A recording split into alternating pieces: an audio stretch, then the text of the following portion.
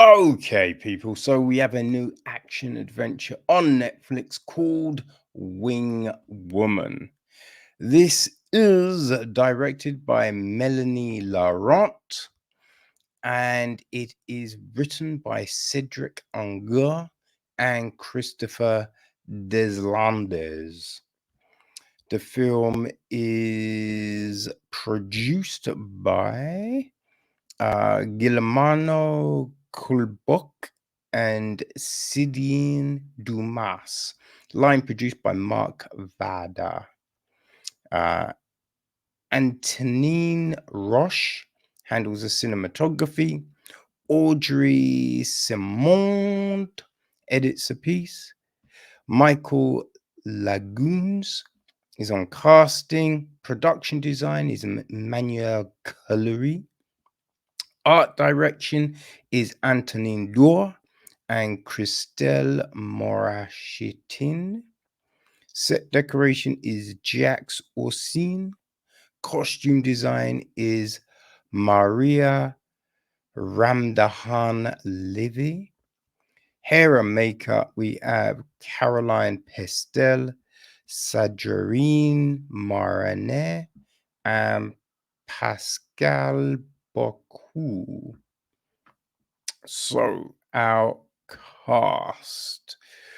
We have got Carole, played by Mélanie Laurent. Her best friend, Alex, is played by Adèle Exarchopoulos. We've got Sam, played by Manon Bresch.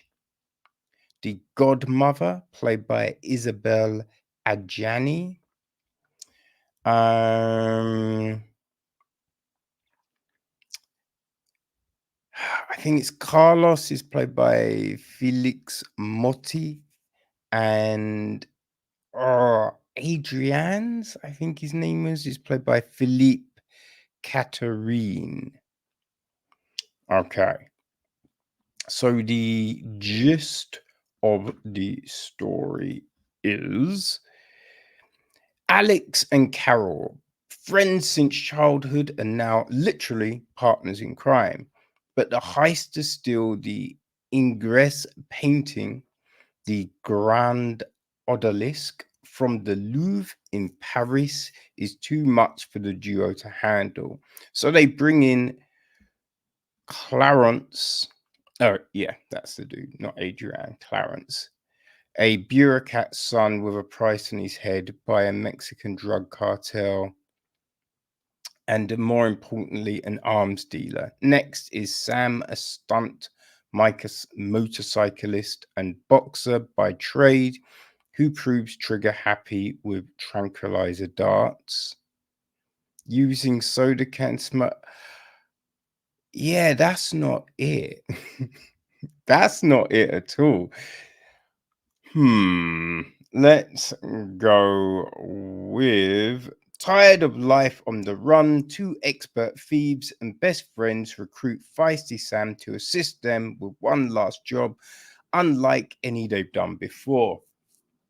I believe the other one is from the comic book this is based on, the Grand Odalisque, right, which is created by Jérôme Molout, Florent Rupert, and Bastien Vives. So yes, they put together the comic, and yeah, this is an adaptation of, right? So yeah, in this, Alex and Carole did not know each other from childhood. They met, I think when they were teens in Amsterdam, and then started working together. That's what it is, right? So this is a peculiar film, I will say. Right? There's some okay action in it. You know what I mean? Like some snipering and all of that malarkey. That's not too bad. Right? And I will say The friendship does feel real, right? You buy the friendship between Carol and Alex. There are a lot of other components, though, that are very odd and a little bit forced. Like at the beginning, when we first meet them, right? Carol is running, she's just stolen some diamonds. And Alex is guiding her. But wait, am I right? Yes. But Alex is being supposedly dumped by her boyfriend. So she's, instead of giving instructions, she's distracted. And that just feels a little played out, obviously. Two women doing a thing. Yes, she's gonna be like fluff a job because of her boyfriend. Like, it's just a bit like, come on, we could have done better, right? If you can have a relationship component, but I mean, just kind of like, oh, she can't cope without, it's just a bit, hmm, you know. So we have that. And you feel that is there as comic relief, but it's just way too forced, right? It's just way, and a lot of the comedy is just forced, right? Like, oh, a job was meant to go a certain way, but then all of these things turn up and blah blah blah, right? A hot dog stand is there for a distraction, but actually they have to work. Like, so there's a lot of things like that thrown in, which you're just like, okay, whatever. We get this weird, right? This is pretty much a straight up action spy, you know, thief noir type of thing. But then we get this part where this odd bit of technology is thrown out there, right? That just seemed really out of place in the film. We're watching this film, it's all blah blah blah. And then this whole cloaking technology thing. And you're just like, wait, what's that? Like, and it's just in for this one moment and then it's gone. And you're just like, huh? And then the rest of the film, there's nothing. There's nothing. So it was just a weird addition. Didn't really make any sense. Made no sense whatsoever. Right? But it just was there to add this new revenge thing component, right? Which again just seemed a bit frivolous, right? The film is just under 2 hours, right? And this does feel like a long film, right? It feels like it's meandering all over the place. I just think if it was shorter, it may have worked better, right? And we've cutting a whole heap of things. This film could have been an hour, right? An hour, and then it would have been probably solid.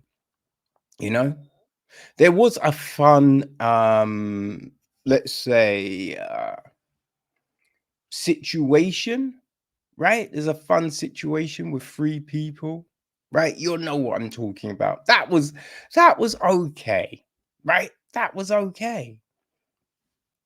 But yeah, it goes all over the place. It meanders. There's forced, humor thrown in, and just you are wondering what this is. Right? It's sold as a Charlie's Angels-esque film. And to be honest, I hated all the Charlie's Angels films. Well, I didn't do the newest one. I remember I watched the first Drew Barrymore one. It was dreadful. Only because I worked in the cinema when it was on, so I had to watch it. There's projection and all of that jazz, but yeah, it's sold as that. And yeah, I will say, if you enjoyed those films, you probably will like this, you know. But it's not like the 355. I really like the 355. I thought it was smarter. I think the action sequences were better, sharper, and the film, made more sense, because we get a situation towards the end which just feels bizarre. It feels bizarre. Also, they kind of let you know something was going on because of a phone call, which they didn't have to show. Right? I thought, don't show the phone call. Like, she has to be on the phone for a certain reason anyway. So if you just play it off as that, you know. So we have this thing go down, and then at the very end, they tacked on this thing, and you're just like, what are we doing? Right? Firstly, it makes no sense, really. And you just think, okay, if that's the case, why a secret? Why? What are we doing? It was weird. It was a weird thing to do. A weird fucking thing to do. And then on top of all of that, during the credits, we get these outtakes. And people, I'm like, listen, there's no point of outtakes when they're not funny. These outtakes are not funny, right? And so many films do it, where they throw in these outtakes, which you feel have been created for the sole reason to tag them on the end. So they don't feel natural, they don't feel funny, and you're just like, what are we doing? What are we doing? But yeah, Wingwomen is on Netflix, right? Now, as I said, if you liked the Charlie's Angels films, then I'm sure this will work for you. But it is not like the 355, so be warned.